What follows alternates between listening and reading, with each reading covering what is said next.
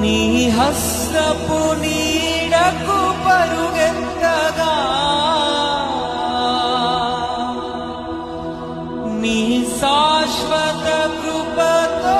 నింపితివా నీ సన్నిధిలో దీనుడనై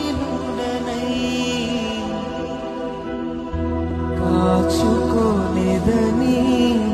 కృపయన్నలో యేసయ్యా నీ కృపా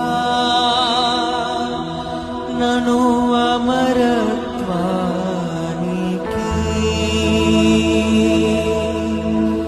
అర్హునిగా